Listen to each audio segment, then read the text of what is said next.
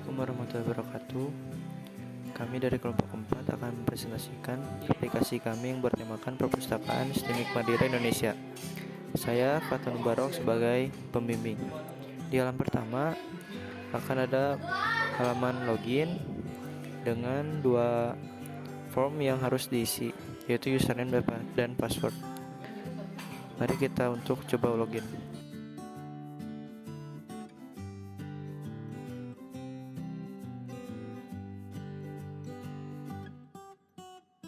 Setelah masuk, kita akan diberi tampilan awal yang berisikan navbar, dan di pojok kanan terdapat sign out, dan di sidebar terdapat beberapa menu, yaitu data pengguna, data yang berisi data buku, kategori, dan rak.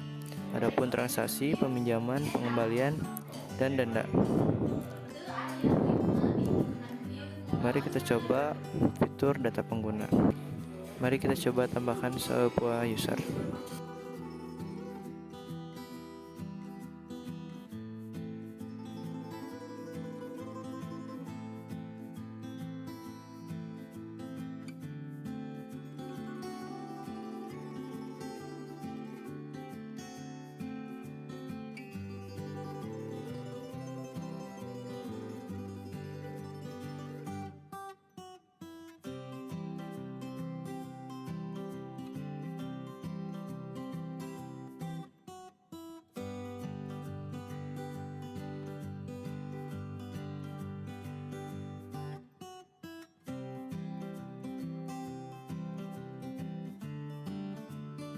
Kita coba submit.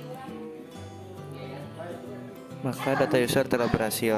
Di sini kita dapat melihat akun saya yang baru saja dibuat. Di sini kita pun dapat mengedit ataupun menghapus. Kita coba edit sedikit datanya. Kita ganti tempat lahir jadi Bekasi. Maka data akan berubah. Adapun kita dapat menghapus akun yang telah kita buat seperti ini, maka akun akan dihapus. Adapun satu fitur lagi, yaitu cetak kartu. Kita akan coba cetak kartunya. Seperti ini tampilannya akan muncul sebuah halaman baru, sebuah kartu anggota perpustakaan. Saya akan menjelaskan tentang fitur data buku, yang mana di dalamnya ada kategori, ada juga rak bukunya. Nah, saya akan menjelaskan dulu tentang data bukunya, yang mana di dalamnya terdapat data-data buku yang akan kita pinjam secara detailnya, mulai dari penerbit, ada tahun buku, ada stok buku, ada tanggal masuknya. Nah, contoh detailnya bisa kita lihat ada sampul buku, ada judul buku, ada kategori, ada penerbit, ada pengarang, ada tahun penerbitnya, ada jumlah, terus ada raknya, ada lampirannya, dan tanggal masuknya.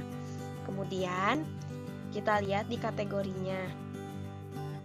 Nah, di kategorinya, di dalamnya bisa kita lihat ya, ada dari nomornya, ada kategori, ada menambahkan kategorinya, ada men-search, terus menghapus. Nah, misalkan kita tambah kategori di dalamnya, misalkan ada novel. Nah, kita tambah kategorinya. Kemudian, nah, masukkan ada. Nah, coba kita search. Kita cari buku aljabar misalnya. Nah, kemudian muncul. Jadi udah nggak usah susah-susah, langsung bisa search ya. Kemudian kita lihat di raknya. Sama kalau di rak juga ada rak 1, rak 2, ada rak 3, ada rak 4. Nah, ada rak 5 sampai 6, bisa ditambah juga. Kita mau nambah misal sampai rak ke 10 juga bisa. Nah, kita juga tinggal search nih ke rak di rak, misalkan kita mau nyari rak buku nomor 1, nanti kita tinggal search aja. Tinggal kita search, terus nanti keluar deh rak bukunya. Selanjutnya di sini kita akan mencari cari buku. Fiturnya itu bisa melihat ada detail di sini yang dari data anggota. Ya, anggota juga bisa men-search buku. Ini misalnya search, ini ada bagian search. Kita bisa misalkan untuk mencari buku Laravel, kita bisa men-search Laravel. Bisa lihat detail juga.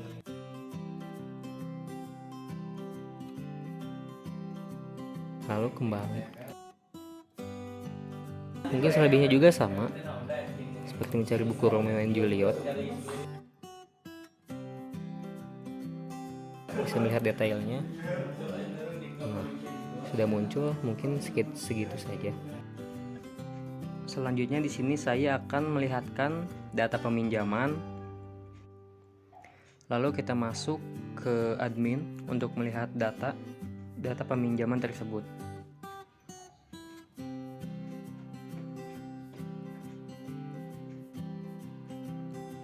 Lalu setelah masuk, lalu kita bisa mencari atau masuk ke bagian data peminjaman.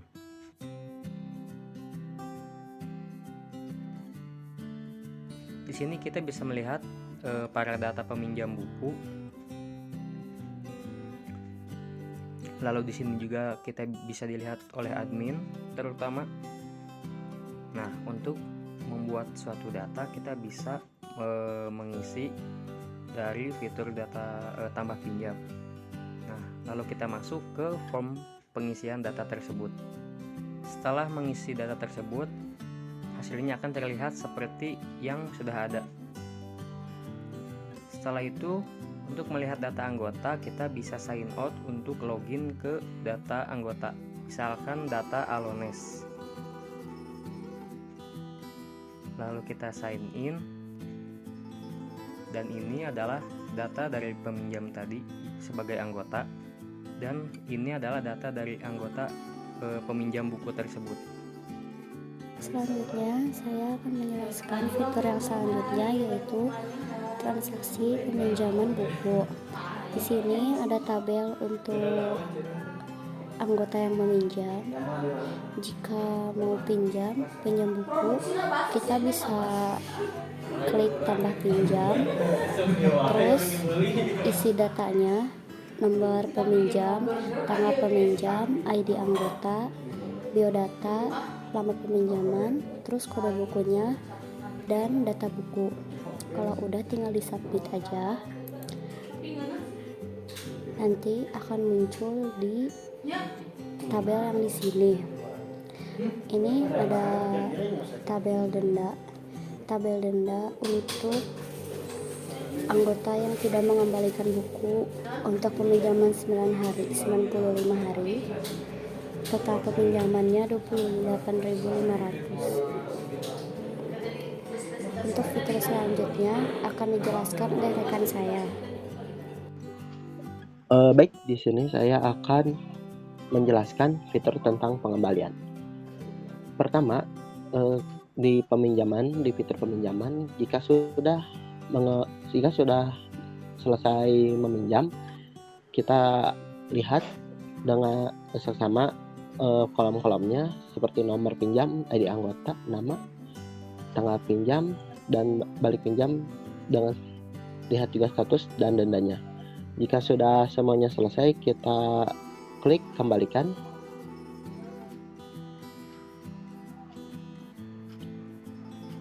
Di sini detail-detail orang yang meminjamnya seperti nomor peminjaman dan lain-lainnya. Jika sudah sesuai dengan yang seharusnya, klik kembalikan.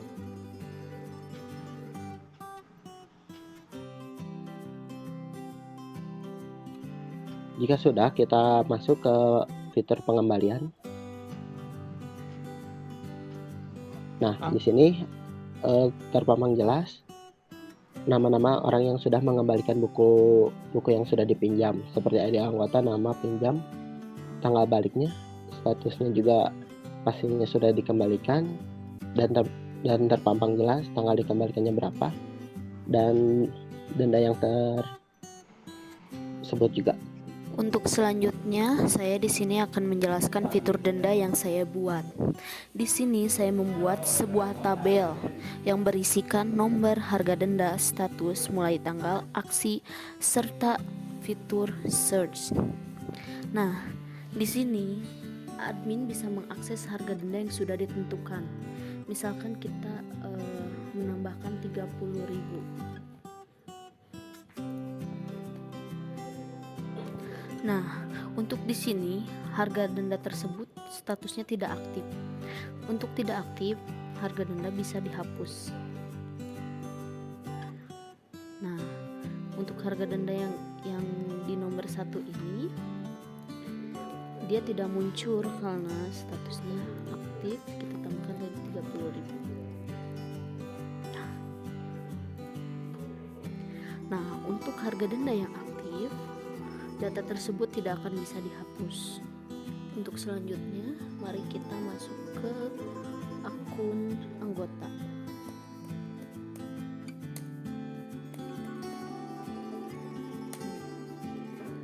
Nah, untuk salah satu akun anggota perpustakaan STIMI, karena sudah melampaui batas pengembalian, buku tersebut akan menampilkan sebuah harga transaksi denda tersebut.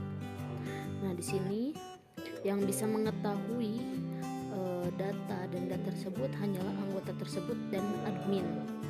Selanjutnya saya akan menjelaskan fitur yang terakhir, yaitu fitur data anggota. Di fitur data anggota ini kita bisa mengupdate user. Ya, di sini kita login menggunakan user yang bernama Hana. Misalkan kita bisa mengganti nama penggunanya, tempat lahir, tanggal lahir. Hanya saja kita tidak bisa mengganti username dan email kita ya. Tapi jika kita ingin misalkan mengganti password, jika diperlukan bisa kita ganti, dan nomor telepon atau juga alamat ya.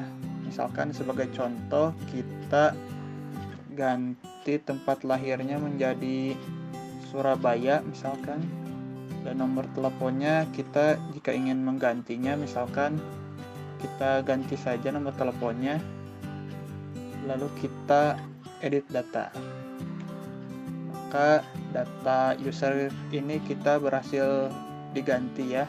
Tempat lahirnya bisa menjadi Surabaya dan nomor teleponnya juga sudah diganti ya. Mungkin cukup sekian presentasi dari kelompok kami. Mohon maaf bila banyak kesalahan dalam mempresentasikan web yang kami telah buat. Sekian dan terima kasih.